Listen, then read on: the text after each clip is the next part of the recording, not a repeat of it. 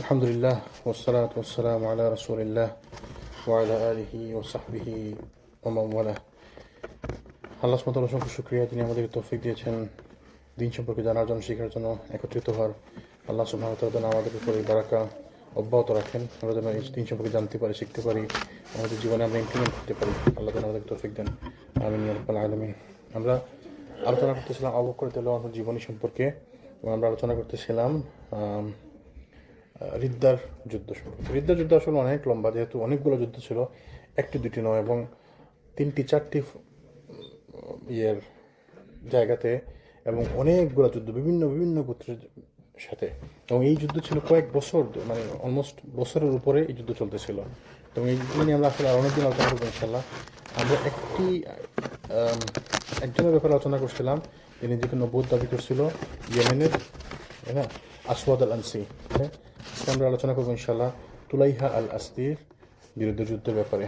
তার আগে আমরা একটু করি যে মুরতাদদের বিরুদ্ধে যুদ্ধ হওয়ার পরে যখন ইয়েমেনে পুরোপুরিভাবে সবাই আবার দিনে চলে আসলো, তখন ইয়েমেনের অবস্থা কীরকম ছিল। যেহেতু ইয়েমেনে ছিল আসওয়াদ আল আনসি, এবং সে যখন মারা গেল তাকে হত্যা করা হলো, এবং তারপরে সবাই তারা মুরতাদ ছিল এবং এরা দিনে ফিরে আসলো। অনেকে আস্তে আস্তে বুঝলো, অনেকে দেরিতে বুঝলো, অনেকে অন্য জায়গায় চলে গেল, অনেকে মুসলমান হয়ে গেল। তো তারপরে কী অবস্থা ছিল ইসলামের ইয়েমেনে, যখন যেহেতু মানুষের মধ্যে গোত্রপ্রথা ছিল খুব বেশি, তাই না, আস্তে আস্তে যখন মানুষ ইসলাম বুঝতে শুরু করলো, তখন ইসলাম বোঝার কারণে গোত্রপ্রথাটা তাদের ভাঙতে লাগলো, গোত্রপ্রীতিটা তাদের ভাঙতে লাগলো। এবং এটাই হয়, মানুষ প্রথমে এই জাতীয়তাবাদ, গোত্রবাদ এদের মধ্যে নিমজ্জিত থাকে, পরে তখন ইসলাম আসে, আস্তে আস্তে মানুষের মধ্যে থেকে এই মেন্টালিটিগুলো দূর হয়। আমাদেরই দেখবেন দেখুন যারা দিন বুঝেন, এদের মধ্যে এই দেশীয় যে মেন্টালিটি আছে, সিলেটি, নন সিলেটি, নোয়াখালী, আমি কুমিল্লার, আমি চিটাঙ্গের, এই মেন্টালিটিগুলো অনেকের মধ্যে আসে। কিন্তু যখন আপনি দিন বুঝতে শুরু করবেন আস্তে আস্তে, তখন আর এগুলো মুখ্য থাকে না। তখন আমাদের সম্পর্ক হয়ে যায় কিসের ভিত্তিতে? দিনের ভিত্তিতে। আমি আপনাকে পছন্দ করি, ভালোবাসি কেন? কারণ আমি সেম রুলস ফলো করতেছি, কোরআন হাদিস ফলো করতেছি। তো যখন ইসলাম যত গাঢ় হয়, তখন আর আমাদের মধ্যে ওই জিনিসটা থাকে না, যে জাতীয়তাবাদ, গোত্রবাদ। তারপর দেখেন আমাদের মধ্যে, আমরা বাঙালিদের মসজিদে যেতে ভালোবাসি, বাঙালিদেরকে পছন্দ করি। কিন্তু যখন মানুষ ইসলাম বুঝতে শুরু করে, দেখবেন যারা কিছুটা বুঝে, কোরআন সুন্নাহ মানতে চায়, জানতে চায়, শিখতে চায়, এরা কিন্তু বাঙালি মসজিদে খুব একটা খুঁজে না। এরা খুঁজে কি? কোরআন সুন্নাহ মসজিদ, তাই না? এবং বেশিরভাগ ক্ষেত্রে বিশ্বের সমস্ত জায়গাতে, অন্যান্য সব সিটিতে দেখবেন মানুষজন খুঁজে খুঁজে আরবি মসজিদ খুঁজে। কেন? কারণ অ্যাটলিস্ট বাই ডিফল্ট আরবি মসজিদগুলো কিছুটা বেদাত মুক্ত। এরা বুঝুক না বুঝুক, কিছু জিনিস এরা করেই না, ন্যাচারালি কালচারালি এরা করে না, এই জন্য কিছুটা এরা বেদাত মুক্ত এমনি। দেখবেন যারা কোরআন সুন্নাহ অনুসরণ করতে চায়, এরা খুঁজে খুঁজে আরবি মসজিদগুলো খুঁজে। তারপরে যদি কোরআন সুন্নাহ মসজিদ পায়, তো ওইখানে খুঁজে বাইর করে, তাই না? তো এটা কি জন্য? কারণ দিন শেখার কারণে, জ্ঞানের কারণে অজ্ঞতা দূর হয়, জ্ঞানের কারণে ওই জাতীয়তাবাদ, গোত্রবাদ এগুলো দূর হয়। তো এদের ওইটা অবস্থা ছিল। মানে প্রথমে এরা খুব গোত্রপ্রীতি ছিল, আস্তে আস্তে ইসলাম বোঝার পর থেকে এগুলো আস্তে আস্তে কমতে শুরু করলো। এবং তাদের মধ্যে কিছু লোক ছিল, আমি যদি কিছু নাম বলি, জারির ইবনে আবদুল্লাহ আল বাজালি রাদিয়াল্লাহু আনহু সাহাবী ছিলেন, কিন্তু এদের মধ্যে মানে সন্দেহে পতিত হয়েছিলেন, পরে আবার ফেরত আসছেন। জারির ইবনে আবদুল্লাহ, ওনাকে নাম শোনার কথা, নাম করা সাহাবী। তারপরে জুলকিলা আল হিমিয়ারি রাদিয়াল্লাহু আনহু, মাসউদ আল আক্কি রাদিয়াল্লাহু আনহু, জারির ইবনে আবদুল্লাহ আল হুমাইরি রাদিয়াল্লাহু আনহু, তারা বিজিত ভূখণ্ডে মুসলিম বাহিনীর অধিনায়ক হিসেবে নিযুক্ত হয়েছিলেন পরবর্তীতে। অথচ এদের ইয়েমেনের লোক ছিলেন, কিন্তু পরবর্তীতে তাদেরকে বিভিন্ন জায়গায় আবু বকর রাদিয়াল্লাহু আনহু এবং ওমর রাদিয়াল্লাহু আনহু শাসনকালে তারা বিভিন্ন জায়গায় যুদ্ধে অংশগ্রহণ করছেন, এবং ওই গোত্রপ্রীতি এবং জাতীয়তাবাদ ভুলে তারা ইসলামের পক্ষে যুদ্ধ করছেন, এবং তারা সেনাপতি দায়িত্ব পালন করছেন বিভিন্ন জায়গায়।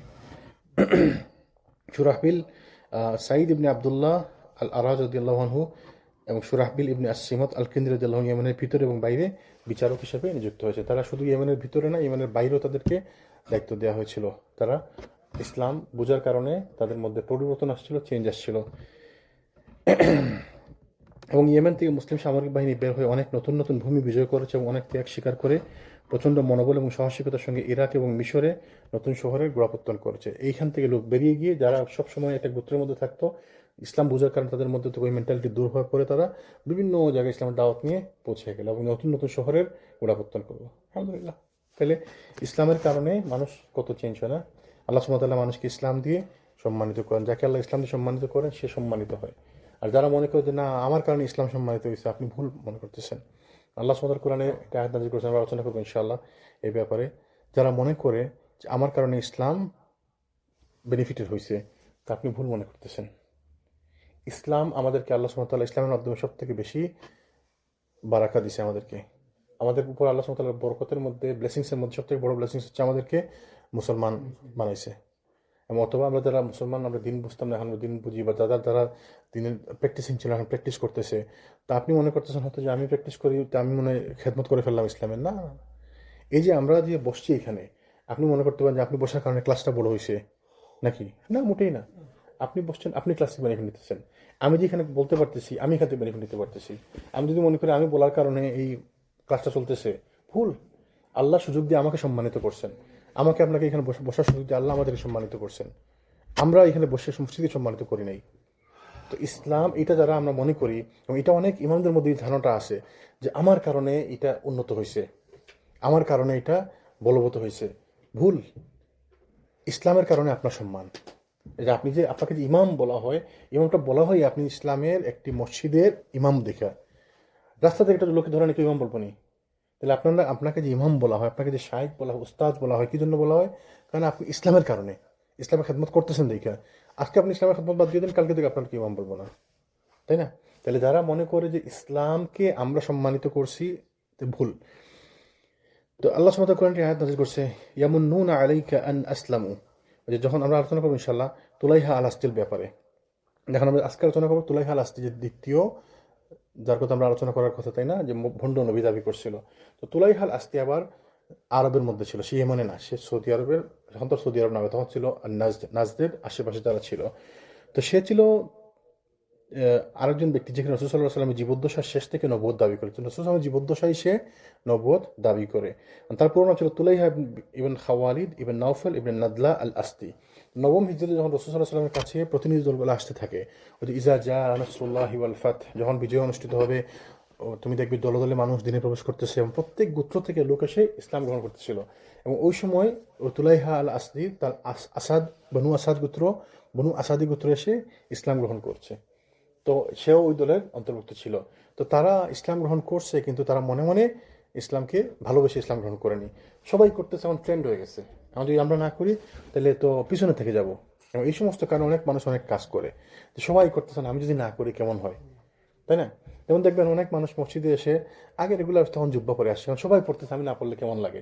সে আসলে অত পছন্দ করতেছে না, আর খুব যে তার ইমোশন আছে এমন না, সবাই পড়তেছে, আমি না পড়লে কেমন লাগে, তাই না? কিন্তু যদি সে পছন্দ করে কাজটা করে, তাহলে জিনিসটা আরো একটু গভীর হয়, একটু ভালো হয়, তাই না? তো ওরা করছিল কি, ওরা আসছিল, এসে মুসলমান হয়েছে, রাসূলুল্লাহ সাল্লাল্লাহু আলাইহি ওয়াসাল্লামের সঙ্গে আন্তরিকভাবে ভাব বিনিময় করেন, তাকে বলে যে আমরা একতার উপর সাক্ষী দিতে এসেছি যে আল্লাহ ছাড়া কোনো উপাস্য নেই, এবং আপনি আল্লাহর বান্দা এবং রাসূল। যদি আমাদের গোত্রে আপনাকে প্রেরণ করা হয়নি, কিন্তু আমরা আপনার উপর ঈমান আনলাম, বলে তারা ঈমান আনছে। এবং তাদের কথার মধ্যে আন্তরিকতা ছিল না, তারা আন্তরিকতার সঙ্গে উচ্চারণ করেন, তাদের প্রকাশভঙ্গি ছিল যাতে রাসূল সাল্লাল্লাহু আলাইহি ওয়াসাল্লামকে তারা অনুগ্রহ করেছে। এবং আমরা বললো যে যদিও আপনাকে আমাদের গোত্রে পাঠানো হয়নি, কিন্তু আমরা আপনার উপর ঈমান আনলাম, মানে আপনাকে আমরা অনুগ্রহ করলাম। এবং এই যে মনোভাব তাদের মধ্যে ছিল, সাথে সাথে আল্লাহ কোরআনে আয়াত নাযিল করে দিলেন। ওই যে বললাম, ইয়ামুন্নুনা আলাইকুম ইসলামাকুম, আল্লাহ বলছেন কি, ইয়ামুন্নুনা আলাইকা আন ইসলামু, তারা মুসলমান হয়ে আপনাকে ধন্য করেছে মনে করে। ইয়ামুন্নুনা, তারা মনে করে তারা ধন্য করেছে আপনাকে, আলাইকা আন ইসলামু, তাদের যে ইসলাম, তাদের ইসলামের উপর তারা আপনাকে ধন্য করেছে মনে করে। তো আল্লাহ সুবহানাহু ওয়া তাআলা কি বললেন, কুল লা তামুন্নু আলাইয়া ইসলামাকুম, না না না, তোমরা তোমাদের ইসলাম দিয়ে আমার ধন্য করতে পারো নাই, আমার তোমরা ধন্য করো ইসলাম দিয়ে। বালিল্লাহু ইয়ামুন্নু আলাইকুম, বরঞ্চ আল্লাহ তোমাদেরকে ধন্য করেছেন। বালিল্লাহু ইয়ামুন্নু আলাইকুম আন হাদাকুম লিল ঈমানি ইন কুনতুম সাদিকিন, তোমাদেরকে হেদায়েত দিয়ে, ইসলাম দিয়ে আল্লাহ তোমাদেরকে সম্মানিত করেছেন, ইন কুনতুম সাদিকিন, যদি তোমরা সত্যনিষ্ঠ হয়ে থাকো। তাই আল্লাহ সুবহানাহু কোরআনে আয়াত নাযিল করেছে সূরা হুজুরাতের মধ্যে, যে তারা বলতেছে তারা ইসলাম গ্রহণ করে আপনাকে সম্মানিত করছে, কিন্তু আপনি বলে দিন যে না, তোমরা আমাকে সম্মানিত করেন, বরঞ্চ আল্লাহ তোমাদেরকে ইসলাম দিয়ে সম্মানিত করেছেন। তাইলে কেউ যদি বলে যে, অনেকের মধ্যে মেন্টালিটি আছে, যারা বড় বড় দান সাদাকা করে, এরা অনেকে মনে করে, আমরা মনে করি এটা, যে অমুক ভাই যদি আমাদের মসজিদে না আসে, অমুক হুজুর যদি আমাদের মসজিদে না আসে, তাইলে কি আর এখানে এই ক্লাস চলবো, তাইলে কি আর এখানে এই কাজটা চলবো? আর যাক কনস্ট্রাকশন চলতেছে, কাজের খাতির হইলে লোকটাকে আমরা সহ্য করি, ইসলাম বিরোধী কোনো কাজ করলে আমরা সহ্য করি। অনেকের মধ্যে এরকম মেন্টালিটি আছে। অনেক লোক আছে দেখবেন দান সাদাকা করে, কিন্তু নামাজ কালামের ধারাধারি নেই, আসে না এরকম লোক? এবং বেশিরভাগ লোক যারা দান সাদাকা, বড় বড় দান সাদাকা করে, এরা এরকমই লোক। তারা মানে যারা পরেশগার প্র্যাকটিসিং লোকেরা আর কয় টাকা দান করে, এই যে আপনারা এখানে আর কয় টাকা দান করেন, আমরা ওই 100, 500, 200 বড় জোরে সাধ্যমতো চেষ্টা করি, কিন্তু বড় দান কারা করে, 5,000, 10,000, 20,000 কারা করে, দেখবেন বেশিরভাগ লোক ওই সমস্ত লোক যারা তো নামাজ কালামের ধার করে না। এরা দান করে কি জন্য? যদি মানুষ জানতে পারে, জাযাকাল্লাহ খাইরান, যেন মানুষ জানতে পারে এবং ওদের একটা সুনাম, ওদের একটা ভাবা হয়, তাই না? তো এবং আমরাও মনে করি যে সমস্ত লোককে আমরা একটু জি জি জি ভাই ভাই ভাই ভাই স্যার স্যার স্যার করি কেন? এরা না থাকলে কাজ টাজ চলবো কেমনে?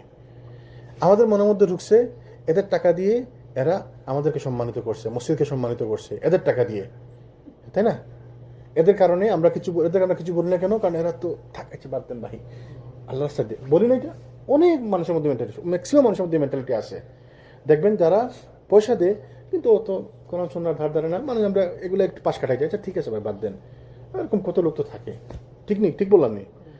আমরাও ভুল করতেছি, তারাও ভুল করতেছে। সে মনে করতেছে কি সে তার পয়সা দিয়ে ইসলামকে সম্মানিত করছে, মসজিদকে সম্মানিত করছে, আর আমরা মনে করতেছি কি সে তার পয়সা দিয়ে আমাদের মসজিদটাকে সম্মানিত করছে, থাক তারা আমরা একটু পাস করি, তারা একটু লিওয়ে দেই আমরা। অথচ আল্লাহ সুবহানাহু ওয়া তাআলা কি বলছেন? না, আপনি বলুন তারা আপনাকে সম্মানিত করেন ইসলাম দিয়ে, বরঞ্চ আল্লাহ ইসলাম দিয়ে তাদেরকে ধন্য করেছে, সম্মানিত করেছেন। তাহলে আপনি যে মসজিদে দান করতে পারছেন, আল্লাহ আপনাকে দয়া করছে দেখে দান করতে পারছেন, যেটুকু দান করছেন ওইটুকু আপনার অ্যাকাউন্টে জমা হয়ে গেল। তাহলে আপনি যদি মনে করেন দান করে আমাকে দয়া করছেন, ভুল করতেছেন। আপনি দান করে আল্লাহকে দয়া করতেছেন না, আল্লাহ দয়া করে আপনাকে দান করার তৌফিক দিছে। তো এই জিনিসটা আমাদের মধ্যে থাকতে হবে, বুঝতে হবে। এই যে বললাম না একটু আগে, আমার মধ্যে থাকতে হবে যে আমি যে এখানে বলতে পারতেছি, আমি যদি মনে করি আমি বলার কারণে মসজিদটা সচল আছে, ভুল।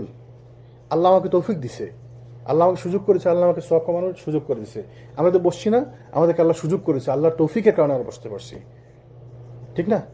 তো এই জিনিসগুলা, এই ছোটো ছোটো শিক্ষাগুলো এখান থেকে আমরা যে বলি আল্লাহ আমাদেরকে শিক্ষা নেওয়ার তৌফিক দান করেন, শেখার তৌফিক দান করেন, এগুলো হচ্ছে আমাদেরকে শিখতে হবে, লেসন, ছোটো ছোটো লেসন। তো মদিনা থেকে নিজের এলাকায় ফিরে যাওয়ার পরে তুলাইহা শুধু ধর্মত্যাগী করেনি, এই যে তারা যখন এই কথাগুলো বললো যে যদিও আপনি আমাদের গোত্রে আসেনি, তখন সাথে সাথে আল্লাহ নাযিল করে দিলেন।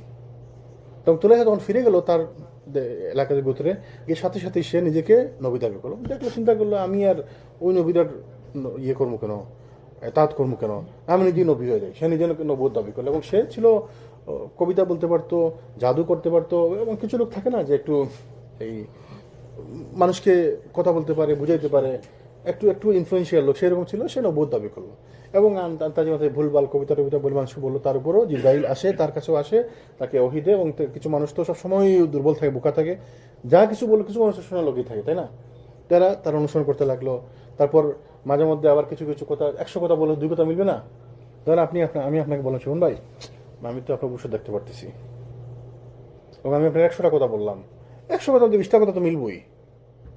ধরেন আপনার কালকের স্কেজুল যদি আমি বলি, আপনার 100 কথা বলি, 100 কথার মধ্যে 20টা কথা মিলবো না? যে কালকে আপনি এই রাস্তা দিয়ে একবার যাবেন, তারপরে আপনি কালকে ওয়ালমার্টে একবার যাওয়া লাগবে আপনার, কালকে আপনি হোম ডিপোতে একবার যাবেন। আমি ক্যালকুলেটেড বেস করে কয়েকটা কথা বললাম, দেখা গেল এর মধ্যে 2-4টা কথা মিলে যেতে পারে, মিলবে না? তখন বোকা মানুষ মনে করবো কি, দেখছেন কিরকম ভবিষ্যৎ বলতে পারে, হা হা হা হা। যেমন পীরের বাড়িতে গেলে, আমরা যারা পীরের বাড়িতে গেছেন বা শুনছেন, গেলে কি বলবো, তোমাকে জাদুকর হয়েছে, আমি দেখতে পারতেছি। তোমার পেটে ব্যথা না? তো পেটে তো ব্যথা থাকেই, কার পেটে ব্যথা নাই? আর কি রাত্রে ঘুম কম হয় না? হ্যাঁ, ভালো জাদু করছে, বড় কঠিন জাদু করছে। তো সাথে সাথে আপনার মনে ঠিকই তো, দেখছেন বাবা বুঝে গেছে। তো এই সমস্ত এই শয়তান তো এইভাবেই প্ররোচিত করে, তাই না? তো সে নবুয়ত দাবি করলো, এবং সে যখন নবুয়ত দাবি করলো তখন সে মানে কবিতা টবিতা বলতে লাগলো। কিছু মানুষ বুঝতেছে যে এগুলো আন্তাজি ব্যাখ্যার মতো কথা, কবিতা টবিতা, কিন্তু তারপরেও মানুষ আর নিজের গোত্র দেখে তো আর কিছু নাও করা যায় না। তো একবার হলো কি, তাদের গোত্রে পানি সংকট দেখা গেল, পানি নাই, খাবার পানি নেই। তখন সবাই তার কাছে আসলো, সে তো নবী, তার কাছে আসলে আপনি দোয়া করে দেন, এটা ব্যবস্থা করেন, আল্লাহ কাছে ব্যবস্থা করে দেন। সে কি করে, বিপদে পড়লো। তো সে এখন একটা কঠিন ধাঁধা দিল সবাইকে, যেটা সমাধান কেউ যেন করতে না পারে। তো কঠিন একটা ধাঁধা দিল, ধাঁধা দিয়ে বলে যারা যদি তোমরা এই ধাঁধার সমাধান করতে পারো, তোমাদেরকে পানি ব্যবস্থা করে দিব। মানে কঠিন একটা কথা বললো আর কি। তো যখন ধাঁধার সমাধান কেমনে পারবে, করতেছে না, তো ধাঁধার সমাধান করার জন্য ধাঁধা খুঁজতে খুঁজতে খুঁজতে খুঁজতে তারা হঠাৎ করে জায়গায় পানির কাছাকাছি পৌঁছে গেল। তো মনে করলো, দেখছো সে আমাদেরকে ধাঁধা দিয়ে আসলে পানির কাছাকাছি আনতে চাচ্ছে। এদের বিশ্বাস আরো মজবুত হয়ে গেল, তারা আরো এর উপর ভরসা করতে লাগলো। আরে সুন্দর করে নবী মানতে মনে করলাম, হ্যাঁ বল, সুযোগ নিল, দেখছো পানির জন্য আসছিলাম আর পাঠাইছি না, মানে সুবিধা নেওয়া আর কি। এইভাবে সে নবুয়ত দাবি করলো। সে ভ্রান্ত ছিল, সে মনে করতে লাগলো যে তার শক্তিমত্তার বিরুদ্ধে কেউ তাকে পরাজিত করতে পারবে না, এবং সে সিদ্ধান্ত নিল মদিনাতে আক্রমণ করবে, মদিনাতে আক্রমণ করবে। তো মদিনাতে আক্রমণ করার জন্য তার লোকবল দরকার, তার বনু আসাদি গ্রুপ আছে তার সাথে, এবং সে গাতাফান গোত্রের সাথে যোগাযোগ করলো, গাতাফান গোত্র থেকে কিছু লোক জড়ো করলো, এবং আস্তে আস্তে লোক বড় বেশি বাড়তে লাগলো, তার পক্ষে লোক সংখ্যা বাড়তে লাগলো, এবং সে মদিনা আক্রমণ করবে। এবং কিছু লোক তো সবসময় থাকে যে অমুককে অ্যাটাক করবো, সে আসে সাথে, আমরা আসি। এই ধরেন এক্সাম্পল, আমি যদি আজকে বলি যে আমরা কালকে বাফালো থেকে একটু ভাগাভাগি করবো, কে কে আসেন, দেখা যাবে কিছু লোক থাকবোই, যদিও জিনিসটা অযৌক্তিক অবাস্তব, তারপর কিছু লোক থাকবোই সাথে, কিছু লোকের কাজ হচ্ছে এটা সাথে থাকে, তাই না? তো এভাবে সে লোক জড়ো করতে লাগলো, এবং যখন সে লোক জড়ো করতে লাগলো তখন আবু বকর রাসূল সাল্লাল্লাহু আলাইহি ওয়াসাল্লাম তার বিরুদ্ধে লোক পাঠালেন, সেনাবাহিনী পাঠালেন। রাসূল তার বিরুদ্ধে সেনাবাহিনী পাঠালেন, এই এক এক সৈন্যবাহিনী পাঠালেন, কিন্তু সৈন্যবাহিনী অত বড় ছিল না, এবং তারা যখন আসলো তখন তুলাইহার বাহিনী ছিল বড়, ওই তুলাইহাল বাহিনী বড় ছিল, এবং মুসলমানরা এখানে পরাজিত হয়ে ফেরত গেল। তার মধ্যে রাসূল মারা গেলেন, আর লোক পাঠানো হয়নি, এবং তারও সাহস বাড়তে লাগলো। তখন আবু বকর রাদিয়াল্লাহু আনহু যখন খলিফা হলেন তখন তিনি তার বিরুদ্ধে সেনাবাহিনী পাঠালেন। তো সেনাবাহিনী পাঠালেন, কারে পাঠাইলেন? খালিদ বিন ওয়ালিদ। এই যে খালিদ বিন ওয়ালিদের শুরু হলো, মানে আবু বকরের মাধ্যমেই পাঠানো শুরু হলো। তো খালিদ বিন ওয়ালিদ তো কোনোদিন কোনো যুদ্ধে হারেন নাই, তো এখন আর এই মিথ তো সবার মধ্যে আছে। তো খালিদ বিন ওয়ালিদ যেখানেই যায় সবাই শুনলেই ভয় পায়, আর খালিদ বিন ওয়ালিদ আসছে। তো আবু বকর যখন খালিদ বিন ওয়ালিদকে পাঠালেন তখন তিনি পাঠানোর পরে, আমরা একটু শর্ট করে বলি কারণ ওই লম্বা করে বলতে গেলে আসলে সময় চলে যাবে অনেক। তো খালিদ বিন ওয়ালিদকে যখন পাঠালেন তখন তিনি তাকে বলে তুমি যাও, এবং সে তুলাইহাল আসতে কী করলো, বিভিন্ন গোত্র যোগাযোগ করে আশেপাশে গোত্র সব গোত্র থেকে লোক সংগ্রহ করতে লাগলো, এবং সে অনেক লোক নিয়ে গেল। এবং তাই গোত্র নামে একটি গোত্র ছিল, তাই গোত্র নাম বলে সবাই চিনবেন। হাতিম তাই নাম শুনছেন না? হাতিম তাই, যদি আমরা এটা গল্পের রূপে পড়ছি, আসলে হাতিম আদি বিন হাতিম আত্তাই এক সাহাবীর নাম ছিল, আদি বিন হাতিম, তাই না? তো আদি বিন হাতিম ছিল সাহাবীর নাম, তিনি ছিলেন আত্তাই গোত্রের, আদি বিন হাতিম আত্তাই, বনু তাই গোত্রের। তো তিনি ছিলেন খুব ভালো সাহাবী, মাশাআল্লাহ, খুব মানে নাম করা বড় সাহাবী। তো তিনি রাসূল সাল্লাল্লাহু আলাইহি ওয়াসাল্লাম সাহাবী ছিলেন। তিনি যখন মদিনাতে আসলেন, আবু বকর রাদিয়াল্লাহু আনহু দেখা করতে আসলেন, তো আবু বকর রাদিয়াল্লাহু আনহু তাকে পাঠালেন যে তুমি তোমার এলাকাতে যাও, এদেরকে বুঝো, এবং এরা ওই ইয়ের সঙ্গে চলে গেছে, ওই তুলাইহার সঙ্গে আর্মিতে যোগ দিছে। আবার ওইদিকে খালিদ বিন ওয়ালিদকে পাঠালেন যে তুমি যাও, সেনাবাহিনী নিয়ে যাও, এবং প্রথমে তুমি যাবা বনু তাই গোত্রে। কেন? এখানে একটা বিশাল বুদ্ধির পরিচয় দিচ্ছেন, মানে যে রাষ্ট্র চালাইতে রাষ্ট্র ক্ষমতা লাগে, মাশাআল্লাহ। তিনি কি করলেন, তিনি তো তুলাইহার কাছে পাঠাননি সেনাবাহিনী, তুলাইহার বিরুদ্ধে যুদ্ধ করতে পাঠাইছেন, কিন্তু পাঠাইছেন বলছেন আগে তুমি বনু তাই গোত্রে যাও। কেন? কারণ বনু তাই গোত্রে গেলে আবু বকর রাদিয়াল্লাহু আনহুর মেন্টালিটি ছিল এরকম যে এদেরকে সুযোগ দাও আগে, যেহেতু এরা মুসলমান ছিল, মাত্র এরা ইসলাম ত্যাগ করে আবার মুরতাদ হয়ে গেছে, তাদেরকে আগে সুযোগ দাও, তাই না? যদি এরা মুসলমান হয়ে যায় ফেরত, তাহলে তো আলহামদুলিল্লাহ ভালো, এদেরকে বাঁচানো গেল। বাঁচানো গেল মানে কি? যদি এরা মুসলমান হয়ে যায় তাহলে যুদ্ধেরা নিহত হইল না, আর যদি ইসলামের বিরুদ্ধে যুদ্ধে নিহত হয় তাহলে তারা জাহান্নামে গেল, আর যুদ্ধের আগে যদি এরা ইসলাম গ্রহণ করে তাহলে তারা বেঁচে গেল, তাই না? তো তিনি লোক পাঠালেন, ওই হাতিম বিন আবি হাতিম বিন আদি বিন হাতিম, তিনি তার গোত্রে গেলেন এবং তাদের লোকজনকে বোঝানো শুরু করলেন, বললেন যে দেখো খালিদ বিন ওয়ালিদ আসতেছে, সে যদি আসে তোমাদেরকে মেরে কেটে সাফ করে দিবে, তো তোমরা কিন্তু ইসলামে ফিরে আসো, এবং ইসলাম তোমাদের জন্য পার্থিব এবং দুনিয়াবি এবং আখিরাত সব দিক থেকে তোমাদের জন্য ভালো, উত্তম। তো কিছু লোকে বুঝাতে সম্মত হলো, কিছু লোকে পারলো না। তার মধ্যে খালিদ বিন ওয়ালিদ চলে আসতেন, তিনি তাদের গোত্রে যখন আসলেন, যুদ্ধ করার জন্য আসলেন, তখন আদি করলেন কি তার কাছে বললেন যে আপনি আমাকে 3 দিন সময় দেন, আমি এদেরকে একটু বোঝানোর চেষ্টা করি যে তোরা আমার গোত্রের লোক, আমি তাদেরকে বোঝাচ্ছি, যদি 3 দিনের মধ্যে আমি চাই যেন আমার গোত্রের লোকজন রাজি হয়েছে যে যারা তুলাইহার সাথে চলে গেছে তারা যদি চলে আসে সবাই, তাহলে আমরা সবাই আর ওই বিদ্রোহ করব না, আমরা সবাই মুসলমান হয়ে যাব। মানে যা আমাদের কিছু লোক তো চলে গেছে তুলাইহার সাথে, এরা যদি ফেরত আসে তাহলে আমরা সবাই ঠিক হয়ে যাব, আর যদি এরা ফেরত না আসে তাহলে আমরা ইসলাম গ্রহণ করবো না, আবার আমরাও বিরুদ্ধে যাব। তখন আদি বিন হাতিম তিনি করলেন কি, তিনি 3 দিন সময় নেন, বলেন আমাকে 3টা দিন সময় দেন, আমি এদেরকে একটু বোঝানোর চেষ্টা করি। খালিদ বিন ওয়ালিদ চিন্তা করলেন যে ঠিক আছে, 3 দিন সময় দিলে যদি ইসলামের উপকার হয়, খারাপ কি? তিনি তাদেরকে সময় দিলেন 3 দিন, এবং তিনি ঠিকই ওদেরকে বুঝাইয়া ফেরত আনতে সক্ষম হলেন, আদি বিন হাতিম রাদিয়াল্লাহু আনহু। আনার পরে 3 দিন পরে তিনি আসলেন 500 আরো যুবক সাথে নিয়ে আসলেন যুদ্ধে, মানে এই সেনাবাহিনীর যোগ দেওয়ার জন্য। তো দেখেন এই যে 3 দিন সময় দেওয়াতে লাভ হলো না, ওর শক্তি কমলো, এদিকে এই লোকগুলা বেঁচে গেল, এবং এখান থেকে আরো 500 সংখ্যক লোক সেনাবাহিনীতে যোগ দিল, সেনাবাহিনীর বড় হইলো না? তাহলে এই যে হেকমতের পরিচয় দিলেন, বুদ্ধিমত্তার পরিচয় দিলেন, এবং জ্ঞানের পরিচয় দিলেন, তাই না? তো এইটা দরকার যুদ্ধে, এবং এইরকম বিচক্ষণতা ছিল খালিদ বিন ওয়ালিদ রাদিয়াল্লাহু আনহুর মধ্যে। তারপর তিনি এদেরকে নিয়ে আরেকটি গোত্রে গেলেন, আরেকটি গোত্রে গিয়ে ওইখানেও যখন ওই আদি বিন হাতিম ওনাদের আরেকটি গোত্র ছিল, দুইটি গোত্রের ভাগ ছিল। তো ওইখানে যাওয়ার পরে তিনি বললেন যে আমাকে আবার আর 3 দিন সময় দেন। তিনি তাদেরকে কথা বললেন, তাদেরকে কথা বলে তিনি বোঝাতে সক্ষম হন এবং তারপর তিনি এখান থেকে এদেরকে ফেরত নিয়ে আসলেন এবং আরও 1000 সৈন্য এখানে যোগ দিল সেনাবাহিনীর সাথে। এই যে আস্তে আস্তে দেখেন কীভাবে ইসলামের বিজয় হয়, তাই না? এবং তিনি তাদেরকে বোঝাতে সক্ষম হলেন।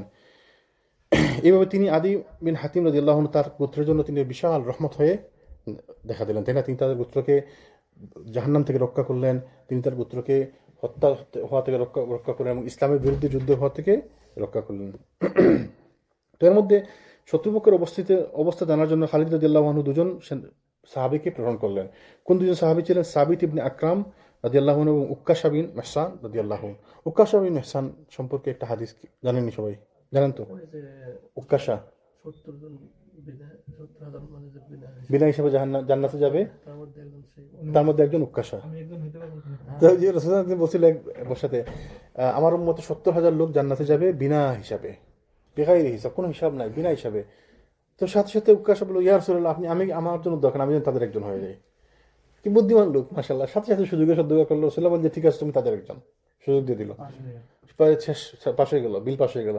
আর বলি, ইয়া রাসূলুল্লাহ, আমার জন্য দরকার। না না না, সাবাকা উক্কাশা, মানে উক্কাশা তোমার এখানে তোমার পিছনে ফেলে গেছে, অগ্রগামী হয়ে গেছে। এবং এই কথাটা আরবের মধ্যে একটি বিশাল প্রচলিত প্রভাব, যে কেউ যদি কোনো ভালো কাজ করতে আসছে কিন্তু আগে একদিন চলে আসছে, সাবাকা উক্কাশা, তোমাকে উক্কাশা তোমার পিছনে ফেলে গেছে, তোমার আগে একদিন চলে আসছে।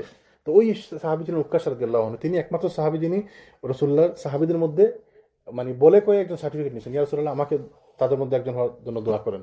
তো 70,000 সাহাবী বিনা হিসাবে জান্নাতে যাবে। আমার আরেক রিওয়ায়াতে আসছে, প্রতি 70,000, এই যে প্রতি 70,000 আছে না, এদের এক একজনের সাথে 70,000 করে আরো সাহাবী জান্নাতে যাবে বিনা হিসাবে। তো আবার আরেক হাদিসে আসছে, প্রতি হাজারে আরো 70,000 করে জান্নাতে যাবে। এটা কি সাহাবীদের কথা বলছে না? না না, সাহাবী না, উম্মতের মধ্য থেকে, উম্মতের, আমি সাহাবী বলছি না, সরি, এই উম্মতের মধ্য থেকে বলছে প্রথম বছর 70,000 লোক বিনা হিসাবে জান্নাতে যাবে। এক রেওয়ায়াতে আসছে 70,000-এর সাথে প্রত্যেক জনের সাথে আরো 70,000 করে জান্নাতে যাবে। আরেক রেওয়ায়াতে আসছে প্রতি হাজারে 70,000 মধ্যে প্রতি হাজারে আরো 70,000 করে জান্নাতে যাবে। ওর এবার দেখিস, আলহামদুলিল্লাহ, বিশাল অঙ্ক। 70,000-কে যদি 70,000 দিয়ে গুণ দেন তাহলে 4,20,00,000 মতো হয়, না 4,90,00,000 মতো হয়, 4 কোটি না 490 কোটির মতো হয়। বিশাল ব্যাপার। তো আল্লাহ চাইলে দিতে পারে, আল্লাহ কাছে কি কমতি আসেনি, জান্নাত কি কমতি আসেনি? আরো বেশি হতে পারে। আল্লাহ চাইলে যা ইচ্ছা তাই করতে পারে। আল্লাহ শুধু বলবে যে কোন ফায়া কোন, সংখ্যা দিয়ে হিসাব করা যায়। ওইগুলো মানে আল্লাহর কাছে তো ওই হিসাবের কোনো ইয়া নাই যে আমরা চিন্তা করি জান্নাতে গেলে কি আমাকে জায়গা হবে নি, ওইটা আসলে অন্য হিসাব, ওই রকম কোনো হিসাবের দরকারই নেই আমাদের। তা আল্লাহ যেন আমাদের ওই অন্তর্ভুক্ত তৌফিক দান করেন 70,000-এর মধ্যে, আমিন ইয়া রাব্বাল আলামিন। তো তিনি ওই সাহাবী ছিলেন উক্কাশা বিন মেহরান এবং সাবিত ইবনে আরকাম রাদিয়াল্লাহু আনহু। তো এরা দুজন গেলেন, প্রতিমধ্যে তাদের দেখা হলো এই তুলাইহার এক ভাইয়ের সাথে। তারা তুলাইহার ভাইকে হত্যা করে ফেললেন এবং এই খবর যখন তুলাইহার কাছে পৌঁছে, তুলাইহার নিজে তার আরেক ভাইকে সাথে নিয়ে এদেরকে আক্রমণ করতে আসলো। আক্রমণ করে সে এই দুজনকে হত্যা করে ফেললো। তো এই দুজন তো সাহাবী এবং উক্কাশা নাম করে সাহাবী, তাই না? এবং সাহাবীদের খুব মন খারাপ করে, যারা সেনাবাহিনীতে যারা ছিল এদের খুব মন খারাপ করে, বড় সাহাবীর এরা নাম করা সাহাবী। তো এই জন্য তারা আরো যুদ্ধ করার জন্য আরো মানে আকৃষ্ট হলেন বা যুদ্ধ করতে চাইলেন। খালিদ রাদিয়াল্লাহু আনহু তার অগ্রযাত্রা অব্যাহত রাখেন। তিনি প্রথমে তাইর অধিবাসীদের আক্রমণ করার পরিকল্পনা করেন। ওই যে আমরা যেটা বললাম যে তিনি তাদের কাছ থেকে 3 দিন সময় নিয়ে এদেরকে উদ্ধার করলেন, মানে মুসলমানদের সৈন্যবাহিনী আরো বাড়লো। পরে যখন আরেক গোত্রের ওইখানে আরো 3 দিন সময় নিয়ে তিনি আরো তার গোত্রের বাড়লো, সেনাবাহিনীর সংখ্যা আরো বাড়তে থাকলো। তারপরে তিনি যুদ্ধ শুরু করেন, বজাখার যুদ্ধ এবং বনু আসাদের যুদ্ধ। খালিদ রাদিয়াল্লাহু আনহু অগ্রসর হয়ে আজা এবং সালমা এলাকায় সামরিক ক্যাম্প স্থাপন করেন। সেখান থেকে তিনি যুদ্ধের প্রস্তুতি নিলেন। যখন তিনি তার বাহিনী সহ আবার অগ্রসর হলেন, তখন তুলাইহার সঙ্গে বোজাখা এলাকায় সম্মুখ সমরে মুখোমুখি হলেন। তো রণক্ষেত্রে শুধু দুইটি বাহিনী উপস্থিত ছিল না, আরো অনেকগুলো বাহিনী উপস্থিত ছিল। তার মধ্যে একটি বাহিনী ছিলেন ওয়াইনা ইবন হিসান, নাম শুনছেন? ওয়াইনা ইবন হিসান, তিনি আবার নাম করা সাহাবী, তিনি সাহাবী ছিলেন, পরবর্তীতে তিনি মুরতাদ হয়েছেন। পরে আবার আবু বকর রাদিয়াল্লাহু আনহুর কাছে এসে মাফ টাফ চেয়ে আবার তিনি তাকে বন্দী করে পাঠানো, তখন তিনি আবার মুসলমান হয়ে গেলেন। ওয়াইনা ইবন হিসান রাদিয়াল্লাহু আনহু পরবর্তীতে মুসলমান হয়েছেন আবার। তো তিনি 700 লোক নিয়ে আসছেন এই তুলাইহার সাপোর্টের জন্য, এবং তিনি এসে যুদ্ধ করতে শুরু করলেন। এবং তুলাইহা যখন যুদ্ধ শুরু করলো, সে একদম সেনাবাহিনী একদম পিছনে একটা কম্বল মুড়ি দিয়ে সে শুয়ে থাকলো, মানে একদম পিছনে সেফ পজিশনে একটা কম্বল মুড়ি দিয়ে শুয়ে থাকলো। সবাইকে তোমরা যুদ্ধ করো, আমি আল্লাহর সাথে কথা বলতেছি, তার মানে আমি ওহির জন্য অপেক্ষা করতেছি। তো ওয়াইনা ইবন হিসান রাদিয়াল্লাহু আনহু পরবর্তীতে মুসলমান হয়েছেন আবার, তো 700 লোক নিয়ে যুদ্ধ করতে, এবং ইনি সব থেকে বেশি যুদ্ধ করতেছিলেন, কঠিনভাবে যুদ্ধ করতেছিলেন খালিদ বিন ওয়ালিদের বাহিনীর সঙ্গে। তো তিনি যুদ্ধ করেন, কিছুক্ষণ যুদ্ধ করার পরে আবার ফেরত আসেন, জিজ্ঞেস করেন তুলাইহাকে, পিছনে আসেন, ক্লান্ত হওয়ার পর পিছনে ফিরে এসে বলে যে আমি একটু ঘুমাই পড়ে। তিনিও তার সাথে কম্বলে মুড়ি দিয়ে শুয়ে থাকেন এবং জিজ্ঞেস করেন কি জিব্রাইল আসছে নি, কেন এখন আসে নাই। তো কিছুক্ষণ পর তিনি আবার গেলেন যুদ্ধ করতে, আবার টায়ার্ড হয়ে গেলেন, আবার আসলেন, এসে বললেন জিব্রাইল আসছে নি, কয় না জিব্রাইল আসে নাই। তো 3 নম্বর আসে, তখন আসলেন, বললেন যে জিব্রাইল আসছে নি, হ্যাঁ আসছে, কি কইছে, কিন্তু কিছু একটা করলো আর কি, মানে আন্তাজি একটা ফালতু কথা বললো। তো ওই নাম হিসেবে বুঝলেন যে এত ব্যাককেল হুদাই কে নবী টবি, মানে বুঝতে পারলেন যে এটা ব্যাককেলের মতো আন্তাজি বার্তায় কথা বলছে কে নবী সে। তো তিনি তার 700 লোক নিয়ে ফেরত গেলেন। এই যুদ্ধের মাঝখান থেকে হঠাৎ করে 700 লোক নিয়ে তিনি পিছনে ফিরে পলায়ন করে ফেরত গেলেন, এবং এই তার দেখা দেখে আরও লোকজন নিয়ে ফেরত যেতে লাগলো। তখন হঠাৎ করে হতবড় লেগে, এবার নিজেদের মধ্যে মারামারি লেগে গেল। তখন যুদ্ধ আর কি যুদ্ধ করবো, তখন সে শতভঙ্গ হয়ে গেল। এরা আর তার মধ্যে আবার মুসলমানদের সঙ্গে তো যুদ্ধ করে পারবে না। আর এদের মধ্যে খালিদ রাদিয়াল্লাহু আনহু, খালিদ রাদিয়াল্লাহু যুদ্ধের আগে এদেরকে বলছিলেন যে দেখো, তোমরা এমন লোকদের সাথে যুদ্ধ করতে আসছো, তোমাদের কাছে জীবন প্রিয়, আর আমার লোকদের কাছে মৃত্যু প্রিয়, এরা শাহাদত এদের কাছে বেশি প্রিয়, তোমরা বাঁচতে চাও না। তো এরা যখন আসলো, এসে তুলাইহাকে বললো ভাই আমরা আর পারবো না। কেলে পারবো না, আমরা কাদের লোকে যুদ্ধ করব, আমরা চাই যে আমাদের আগে আর আমার আগে আরেকজন মারা যাক, আর এরা চাই জন্য সবার আগে সে মারা যাবে, তো কালো কোনো যুদ্ধ করবো, এদের লোক যুদ্ধ পারা যাবে না। তো মুসলমানরা যারা যুদ্ধে যায়, এদের তো তামান্না থাকে শহীদ হওয়ার। আপনি দেখেন রাসূল সাল্লাল্লাহু আলাইহি ওয়াসাল্লাম বলছেন না, শহীদের মর্যাদা হচ্ছে 5টি। তার শহীদের রক্ত মাটিতে পড়ার আগে আগে তার 5টি মর্যাদা, তাকে আল্লাহ মাফ করে দেন, তাকে জান্নাতে তার স্থান দেখানো হয়, এরকম 5টি মর্যাদা আছে শহীদের, হাদিসের মধ্যে আসছে না। তো শহীদ তো ইসলামের সব থেকে বড় দরজা, যারা শহীদ হয় এদের মর্যাদা তো বিশাল। তো মুসলমানরা শহীদ হইতে চায়, এবং রাসূল বলছেন একটা হাদিসের মধ্যে আসছে সবার জন্য শহীদের তামান্না থাকে, এবং যারা শহীদ হওয়ার তামান্না থাকে, শহীদ হইতে চায়, তারা যদি নিজেদের বিছানায় মারা যায়, সে শহীদ হিসেবে আল্লাহর কাছে গণ্য হবে। তো এই মানে কি আমরা এখন বিছানায় মারা গেলে শহীদ বলবো সবাই রে, শহীদ অমুক শহীদ তমুক নাম দেবনি, না, এটা আমরা করবো না। শহীদ কারণ নাম দেওয়া, আমরা রাসূল মারা গেছে, রাসূল মারা যাওয়ার পরে আর কাউকে শহীদ হিসাবে কেউ ঘোষণা দিতে পারবে না।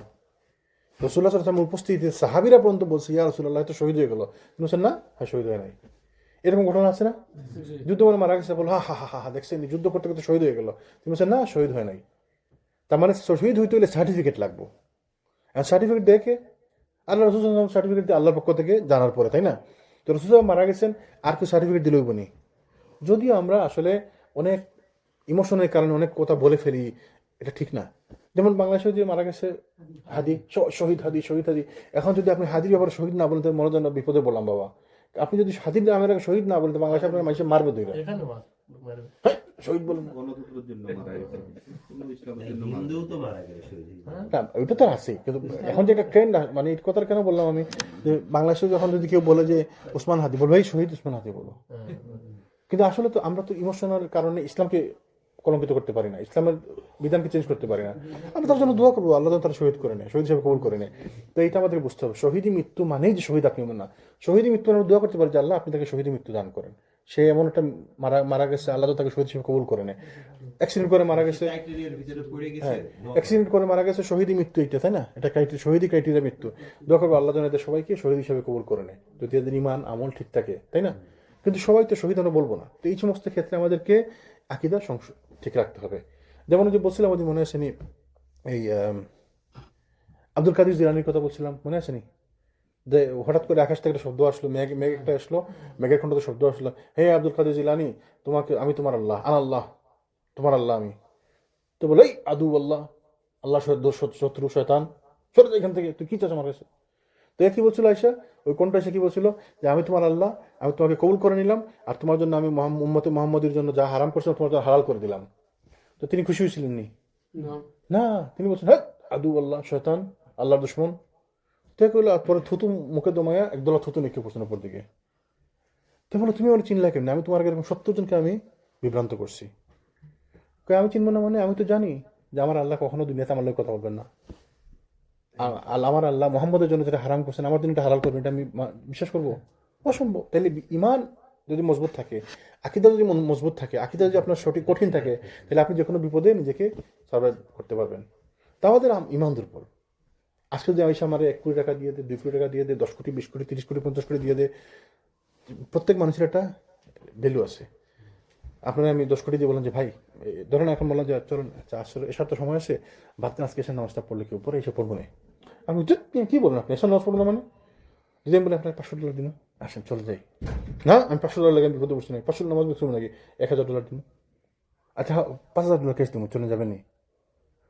আস্তে আস্তে আপনার আস্তে আস্তে ইমান দুর্বলতা থাকবো, তখন একসময় বাসাতেই করি না আসলে যাই। তখন আপনি নিজেরও যুক্তি দিবেন, এত অসুবিধা নেই, একদিন যদি মিস করে অসুবিধা কি, 10,000 টাকা যদি আমি আমার দে, আমি তো মসজিদে 2,000 টাকা দিতে পারবো, মসজিদের বেনিফিট হইলো, আমি কামার লাগি করতেছি নাকি, আমি যদি এখান থেকে টাকাটা নিয়ে মসজিদ দিই, এটাও তো একটা বেনিফিট। হ্যাঁ, তখন দেখেন ইমান দুর্বল হয়ে গেল, আমি আমার নিজের ইয়ে করতেছি। এই জন্য আকিদা ইজ ভেরি ইম্পর্টেন্ট, আকিদা থাকতে হইব মজবুত, মানে আমি আল্লাহর উপর বিশ্বাস থাকতে হইব, আল্লাহ রসুলের পরিমাণ থাকতে হইব, আল্লাহর আখিরাত দিবসের উপর বিশ্বাস থাকতে হইব, এই যে ইমানগুলা মজবুত থাকতে হইব, কঠিন থাকতে হইব, আকিদা নিয়ে কোনো ইয়ে করা যেত না, মানে কোনো কম্প্রোমাইজ করা যেত না। আল্লাহ তাআলা আমাদের বুঝার তৌফিক দান করেন। তো এই তিনি যখন বললেন এই তাদের মধ্যে এটা প্রচার হয়ে গেল যে এরা তো কাদের সঙ্গে যুদ্ধ করবো আমরা, তাদের সঙ্গে যুদ্ধে পারবো না, তো এইভাবে তিনি তাদেরকে যুদ্ধে পরাজিত করেন এবং তারা ফেরত গেল, কেউ কেউ পলিয়ে গেল।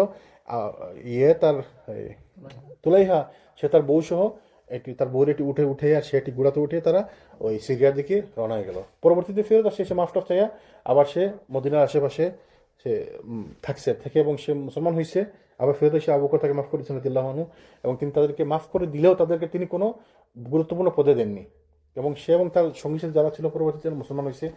আবার খালিদ বিন ওয়ালিদ রাদিয়াল্লাহু আনহু যত ওইখানে ছিলেন আরো 1 মাস থেকে তিনি যারা যারা যত খারাপ অন্যায় কাছে সবাইকে শাস্তি দিয়েছেন, কাউকে আগুনে পড়ে মারছেন, কাউকে পাহাড় থেকে ফেলে মারছেন, কাউকে বিভিন্ন মানে পানিশমেন্ট দিয়েছেন, যে যাকে যেভাবে কষ্ট দিচ্ছিল তারা মুসলমানদেরকে কষ্টও দিচ্ছিল। এখানে একটা প্রশ্ন আসতে পারে, আগুনে পোড়ানো তো নিষেধ, কিন্তু হাদিসে অনেকবার আছে, অনেক সাহাবী কাজ করছে, শুধুমাত্র আলীর কথা একটা হাদিসে আসছে এমন না, মানে তারিখের বইগুলোতে আসছে, ইতিহাস বইগুলোতে আসছে, অনেক সাহাবী কাজ করছে, আবু বকর রাদিয়াল্লাহু আনহু এই কাজ করছে, এরকম শাস্তি অনেককে দিচ্ছে। কি জন্য? যারা যেভাবে মুসলমানদের হত্যা করছে তাদেরকে সেমভাবে শাস্তি দেওয়া হয়েছে। তারা যখন মোরতাদ ছিল এবং ওই গোত্রের যারা মুসলমানরা ছিল তারা মুসলমানদেরকে অত্যাচার করছে, জুলুম করছে, মুসলমানদেরকে শাস্তি দিছে। এই জন্য তারা যে যেভাবে শাস্তি দিচ্ছে তাকে ওইভাবে শাস্তি দেওয়া হয়েছে, যে যেভাবে অন্যায় করছে তাকে ওইভাবে শাস্তি দেওয়া হয়েছে। যে কাউকে পাহাড় থেকে ফেলে হত্যা করছে তাকে পাহাড় থেকে ফেলে হত্যা করা হয়েছে, যে যাকে তলোয়ার দিয়ে মারছে তাকে তলোয়ার দিয়ে মারা হয়েছে। এভাবে তারা খালিদ বিন ওয়ালিদ রাদিয়াল্লাহু আনহু তাদেরকে শাস্তি দিয়ে পুরোপুরি এই সমস্যা মূলোৎপাটন করে তারপরে তিনি এখান থেকে গেছেন। এবং এখানে থাকা অবস্থায় তিনি তাকে আবু বকর চিঠি পাঠাইছেন। চিঠি পাঠানোর পরে আবু বকর তাকে বলছিলেন যে তুমি, আল্লাহ তোমাকে উত্তম পুরস্কার দিন। তার প্রথমে তার প্রশংসা করছেন যে আল্লাহ তোমাকে উত্তম পুরস্কার দিন, আল্লাহ তোমাকে আরো বাড়িয়ে দিন। তারপরে কি বলছেন, দেখো তুমি যেন কখনো স্বেচ্ছাচারিতা না করো, তোমার দ্বারা যেন কোনো খারাপ কাজ না হয়, এবং দিনের ব্যাপারে, আল্লাহর দিনের ব্যাপারে তুমি কঠোর হবা। তাকে পরামর্শ দিচ্ছেন যেন তিনি কঠোর হস্তে এটা দমন করেন, কোনো উদার নীতি দেখান যেত না এক্ষেত্রে। কারণ ওই ইহুদি খ্রিস্টানের সঙ্গে যুদ্ধ যদি হয়, নন মুসলিমের সঙ্গে যুদ্ধ হয়, তাহলে এখানে একটা দয়া পরবশ হওয়ার ব্যাপার আছে। কিন্তু যারা আল্লাহ ইসলামে আসার পর ইসলাম থেকে খারিজ হয়ে গেছে, এদের ব্যাপারে কোনো দয়া দাক্ষিণ্যের কোনো হিসাব নাই, যদি না তারা আবার মুসলমান হয়। আদারওয়াইজ তাদের সঙ্গে কোনো দয়া দাক্ষিণ্যের কোনো হিসাব নাই। তো এইভাবে যারা অনেক বেশিরভাগ লোক মুসলমান হয়ে গেল, ফেরত আসলো ইসলামের মধ্যে, আর যারা আসলো না এদেরকে তিনি হত্যা করছেন এবং তাদেরকে সমূলে উৎপাদন করে তারপরে তিনি এখান থেকে গেছেন। ওইদিকে আবু বকর রাদিয়াল্লাহু আনহুর সঙ্গে বনু আসাদ এবং বনু গাতাফান থেকে একটি গোত্রদল এসে সাক্ষাৎ করার জন্য আসলো। যখন দেখছে তখন আর কিছু করার নাই, তখন খলিফার কাছে লোক পাঠাইছে সাক্ষাৎ করার জন্য, যেন তারা চুক্তি করতে চায়। তো যখন তারা চুক্তি করতে আসলো, আবু বকর রাদিয়াল্লাহু আনহু তাদেরকে যে কোনো 2টি বিষয়ের একটি বেছে নিতে বললেন, যে দেখো তোমাদের সঙ্গে চুক্তি হবে যে কোনো 2টার মধ্যে একটি বিষয়। কোন 2টার মধ্যে একটা? তিনি বলছেন, 1 নম্বর হয় তোমরা মুসলমানদের সঙ্গে চূড়ান্ত যুদ্ধ করতে পারো, অথবা আত্মসমর্পণ করে লাঞ্ছনাদায়ক শর্তসমূহ মেনে নিতে পারো। হয় তোমরা আমাদের সঙ্গে যুদ্ধ করবা, একটি পথ, আনলে একটি পথ আছে তোমরা আমাদের সব শর্ত মেনে নিয়ে একদম লাঞ্ছনাদায়ক তোমাদের শর্ত দিব এবং এগুলো মেনে নিতে হবে, মানে এগুলো এখানে কোনো কম্প্রোমাইজ নাই, আমরা যা বলবো তোমাদেরকে তাই মেনে নিতে হবে। তাহলে তো বুঝছি আমরা তখন দুর্বল হয়ে গেছি, আমরা যুদ্ধ করতে পারবো না। তিনি বলছেন যে যুদ্ধ করলে আমাদের কি অবস্থা করতে আমরা দেখতে পারলাম, তো যুদ্ধে আমরা যাবো না। তা আপনি আমাদেরকে বলুন শর্তসমূহ কি কি, কি কি শর্ত হইলে আপনি আমাদেরকে চুক্তি করতে রাজি হবেন, আমাদেরকে মাফ করবে। তিনি বললেন যে দেখো, তোমাদের বাড়িঘর, সহায় সম্পদ এবং শক্তি সবকিছু নিয়ে নেওয়া হবে। তোমাদের বাড়িঘর নিয়ে নিব, শক্তি, সহায় সম্পদ সবকিছু নিয়ে নিব, এবং তোমাদেরকে মরুভূমিতে থাকতে হবে যাযাবরের মতো। এটা কি জন্য? শাস্তি, এবং এরা যেন মাথা উঠাতে না পারে আবার। কারণ যে একবার খারাপ রাস্তা চিনে গেছে সে আবার এটা চেনার সম্ভাবনা আছে। যে একবার ইসলামের বিরুদ্ধে যুদ্ধ করছে সে আবার এটা করতে পারে। একবার যে আল্লাহ রাসূলের বিরুদ্ধে গেছে আবার সে যেতে পারে, তাই না? তো এদেরকে সুযোগ দেওয়া যাবে না। যতক্ষণ এরা প্রুফ হয়, প্রমাণ হয় যে এরা তাদের ইমানের ক্ষেত্রে এরা মজবুত এবং এরা আসলে অরিজিনালি ফিরে আসছে। এখন যে তারা ইসলামে ফিরে আসছে, আবার কি জন্য আসছে আমরা জানিনি। ভয় পেয়ে আসছে নাকি ইসলামকে ভালোবেসে আসছে? বেশিরভাগ সম্ভাবনা ইসলামকে ভালোবেসে আসে নাই, তাই না? ধরেন আপনাকে আমি এমন মাইর দিলাম, মাইর দেওয়ার পরে আপনি রাজি হয়েছেন, ঠিক আছে ভাই আমি রাজি রাজি রাজি, তো আপনি কি আমার মাইরের ভয়ে রাজি হয়েছেন নাকি আপনি ইসলামকে ভালোবেসে রাজি হয়েছেন? বেশিরভাগ সম্ভাবনা আপনি মায়ের ভয়ে রাজি হয়েছেন। তো তিনি এই জন্য বললেন তোমাদের বাড়িঘর সহায় সম্পদ এবং শক্তি সব কিছু ছিনিয়ে নেওয়া হবে, আর তোমাদের বানানো হবে উটের রাখাল, তোমাদেরকে রাখালি, তোমরা কোনো কাজ করতে পারো, রাখালি করবা, যুদ্ধ মুদ্ধ তোমরা করতে পারবে না। তখন আল্লাহ দেখবেন যে তার নবীর খলিফা ও মুমিনগণ তোমাদেরকে অক্ষম করে দিয়েছেন, আর তোমরা যা কিছু নিয়েছো তা আমাদের ফেরত দিবে, আর আমরা তোমাদের যা কিছু নিয়েছি তা আমরা ফেরত দিব না।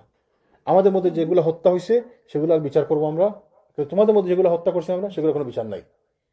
এরকম লাঞ্ছনাদায়ক জিল্লতি শর্তে যদি তোমরা রাজি থাকো তাহলে আমি তোমাদের সঙ্গে চুক্তি করবো। এবং মোস্ট প্রবলি তারা এটাতে রাজি হয়েছিল, এবং এইটা কথা এখানে লিখে নাই লেখো, তো মোস্ট প্রবলি তারা এটাতে রাজি হয়েছিল। তো এই ছিল তুলাইহার ব্যাপারে। তো তুলাইহার আস্তির সাথে যুদ্ধের পরে খালিদ বিন ওয়ালিদ এখান থেকে আসার আগে একটি মহিলার আবির্ভাব হলো, তার নাম ছিল উম্মে জুমাল। উম্মে জুমাল তুলাইহা অনেক পরাজিত অনুসারীরা নতুন কিছু কিংবা নতুন কোনো নেতার সন্ধানে ছিল, তো তারা জনৈক মহিলা শরণাপন্ন, মহিলাটির নাম ছিল উম্মে জুমাল। তার পুরো নাম ছিল সালমা বিনতে মালিক ইবনে হুজাইফা। সে জাফর এলাকায় বসবাস করত এবং সে সুপরিচিত নেত্রী ছিল। মহিলাদের মধ্যে কিছু লোক থাকে না যে নাম করা, তার মাও ছিল নাম করা, তার মা নাম করা ছিল এই জন্য যে অনেক সন্তান হয়েছিল তার। তো আরবে কিন্তু সন্তান বেশি হয়, এটা একটা বিশাল ব্যাপার ছিল, যে মহিলা সন্তান বেশি তার সম্মান বেশি। তো ওইরকম নাম করা মহিলা ছিল, তার সন্তান বেশি ছিল, আর এই মেয়েটাও নাম করা ছিল নেত্রী হিসাবে, মহিলাদের মধ্যে তার নাম ছিল। তো সে খ্যাতি অর্জন করে এবং তার মা গোত্রীয় মর্যাদা এবং অধিক সন্তান কারণে প্রভাব তুল্য ছিল, সবাই তাদেরকে চিনত। তো সালমা তার নতুন বক্তব্যে খালিদ রাদিয়াল্লাহুর বিরুদ্ধে যুদ্ধ করার জন্য উদ্বুদ্ধ করলো। সে চাইলো খালিদ রাদিয়াল্লাহুর সঙ্গে বিরুদ্ধে যুদ্ধ করবে। এতে তারা উত্তেজিত হলো। ইতিমধ্যে সুলাইম, তাই, হাওয়াজিন এবং আসাদ গোত্রের আরও লোক এসে তাদের সঙ্গে মিলিত হলো। যে সমস্ত লোকরা গোত্র যুদ্ধ করছিল না খালিদ বিন ওয়ালিদের বিরুদ্ধে, তাদের মধ্যে কিছু লোক তো ছিল এদিক ওদিকে পলাই গেছে। এরা সবাই এসে আবার যখন দেখলো একটা নতুন নেতা আসছে, সবাই এসে আবার একই পতাকার তলে একত্রিত হইলো যুদ্ধ করার জন্য। যে সুযোগ পাওয়া গেছে আবার খালিদ রাদিয়াল্লাহুর বিরুদ্ধে, খালিদ বিন ওয়ালিদের বিরুদ্ধে যুদ্ধ করবো আবার। তো এই বাহিনীর খবর পেয়ে খালিদ সাথে সাথে রাদিয়াল্লাহু আনহু তিনি দ্রুত অভিযান পরিচালনা করেন এদের বিরুদ্ধে, এবং যা হওয়ার তাই হয়। উভয় দলের মধ্যে ভীষণ যুদ্ধ শুরু হয়। যাই হোক শেষ পর্যন্ত মুসলমানরা বিজয়ী হয়। খালিদ রাদিয়াল্লাহু আনহু উক্ত মহিলা এবং সে যে উটের উপর সওয়ার ছিল ওই উট সহ ওই মহিলাকে হত্যা করেন। এই মহিলাকে হত্যা করার দরকার ছিল যেন মানুষের জন্য শিক্ষা, যে এই সাহস যেন কেউ না করে, আল্লাহ এবং রাসূলের বিরুদ্ধে যাওয়া, ইসলামের বিরুদ্ধে যাওয়ার মুরতাদ হওয়ার সাহস যেন কেউ না করে, এই সাহস যেন কেউ না দেখায়, এবং এটা এক্সাম্পল রাখার জন্য তিনি তাকে হত্যা করেন। এমনকি তার সে যে উটের উপরে ছিল উটকেও হত্যা করেন, এগুলো মিসাল রাখার জন্য। এইভাবে তিনি যুদ্ধ শেষ হওয়ার পরে আবু বকর রাদিয়াল্লাহু আনহুর কাছে বিজয়ের বার্তা পাঠান। আরও কিছু জিনিস আমরা এখানে আলোচনা করবো ইনশাল্লাহ।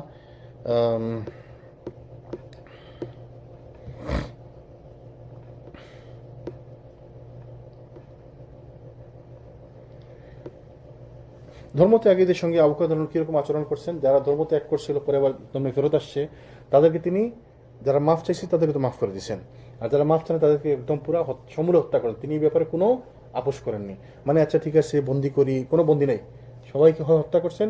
আর যাদেরকে বন্দি করে পাঠানো হয়েছে তার কাছে, তাদেরকে তিনি যদি মুসলমান হয় তো মাফ করেছেন, যদি মুসলমান না হয় তাহলে হত্যা করছেন সবাইকে। এবং যাদেরকে মাফ করে দিয়েছেন ইসলাম গ্রহণ করার পরেও, তাদেরকে মাফ করলেও তিনি তাদেরকে ওই যে বললাম সুযোগ দেননি ভাবে, যে কোনো নেতৃত্বাধীন পর্যায়ে তাদেরকে দায়িত্ব দেননি, কোনো গুরুত্বপূর্ণ দায়িত্ব তাদেরকে দেননি, তাদেরকে এমনকি যুদ্ধও পাঠান না আবু বকর রাদিয়াল্লাহু আনহু। পরবর্তীতে ওমর রাদিয়াল্লাহু আনহু শাসনকালে ওমর রাদিয়াল্লাহু আনহু তাদেরকে যুদ্ধে পাঠাইছেন, তাও যখন একদম খুব শর্টেজ ছিল সৈন্যবাহিনীর, যখন সব ফন্টেক্স হয়ে যুদ্ধ চলতেছিল, সারা চারিদিকে পৃথিবীর চারিদিকে তারা যুদ্ধ করতেছিল সাহাবীরা, এবং তাদের প্রচুর সৈন্য সংখ্যার দরকার ছিল, প্রয়োজন ছিল। ওই সময় আবু বকর রাদিয়াল্লাহু আনহু ওমর রাদিয়াল্লাহু আনহু তাদেরকে ব্যবহার করেন, মানে তাদের সাহায্য নেন, এবং তারা অনেকেই বেশিরভাগ লোকই খালিস ছিল এবং তারা ইসলামের জন্য যুদ্ধ করে তারা মারাও দেয়, এরকম অনেক লোক ছিল। আরেকজন লোকের কথা আমরা আলোচনা করবো, ফাজার ঘটনা। ফাজার প্রকৃত নাম ছিল ইয়াস ইবনে আবদুল্লাহ ইবনে আবদ ইয়ালাইল ইবনে উমাইর ইবনে খুফাফ। তো সে ঐতিহাসিক ইবনে ইসহাকের মতে সে ছিল বনু সুলাইম গোত্রের লোক। সে চরম অপমান এবং কষ্টে মৃত্যুবরণ করে তাকে মদিনার বাকি নামক স্থানে আগুনে পুড়িয়ে মারা হয়। এখন আবার আগুনে পুড়িয়ে মারার ঘটনা আসছে, কারণ তাকে শাস্তি দেওয়ার জন্য, সে এইভাবে মানুষকে পুড়িয়ে মারছিল আগে, এই জন্য। তো সেও মুরতাদ ছিল। মুরতাদের বিরুদ্ধে যুদ্ধ চলাকালীন সে আলোচনায় আসে। এ সময় আবু বকর রাদিয়াল্লাহু আনহুর দরবারে সে নিজেকে মুসলিম বলে পরিচয় দেয়। তো সে কি করলো, সে রাসূলুল্লাহ মানে আবু বকরের কাছে আসলো, খলিফার কাছে আসলো, সে বললো যে আমি মুসলিম, তো আমাকে আপনি একটি সেনাবাহিনী দিন, আমি একটি বাহিনী আমাকে দিন, আমি এগুলো নিয়ে মুরতাদের বিরুদ্ধে যুদ্ধ করব।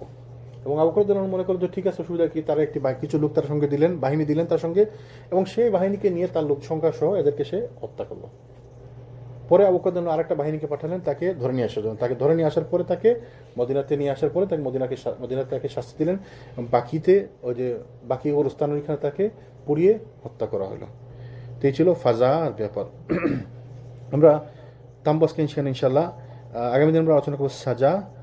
ওই যে বলছিলাম একটা মহিলা যে নবুয়ত দাবি করছিল তার ব্যাপারে আলোচনা করবো। আল্লাহ যেন আমাদেরকে এখান থেকে শিকার তৌফিক দান করেন, বোঝার তৌফিক দান করেন। আমরা যেন এই লেসনগুলো থেকে শিখিয়ে আমরা আমাদের জীবনে ইমপ্লিমেন্ট করতে পারি। আল্লাহ যেন আমাদেরকে তৌফিক দেন।